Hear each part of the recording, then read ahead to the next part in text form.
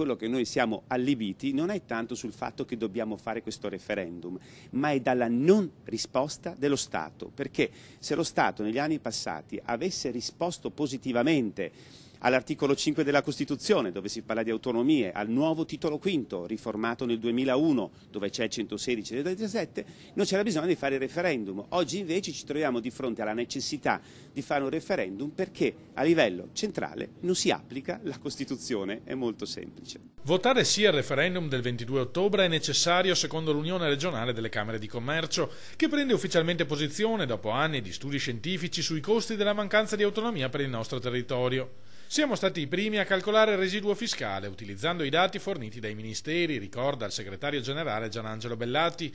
È chiaro che l'autonomia porterebbe a una miglior gestione delle risorse pubbliche, a cui corrisponderebbero una maggiore efficienza del sistema delle imprese e quindi anche più posti di lavoro. Abbiamo fatto molti studi in passato dove facevamo capire che le risorse che vengono sprecate da uno Stato centrale che non gestisce bene molte competenze possono essere portate o a nuovi investimenti, di cui ne abbiamo tantissimo bisogno, oppure possono essere portate a risparmio fiscale, che credo che sia una delle cose che maggiormente chiede il mondo della cooperazione come il mondo di tutte le imprese. Gli stessi problemi del Veneto, conclude Bellati, affliggono chiunque sia in grado di gestire risorse in modo più efficiente di quanto non lo faccia lo Stato. Non è un problema solo della Regione Veneto, è di chi è in grado o meno di gestire l'autonomia. Per gestire l'autonomia devi essere responsabile, devi essere in grado di farlo.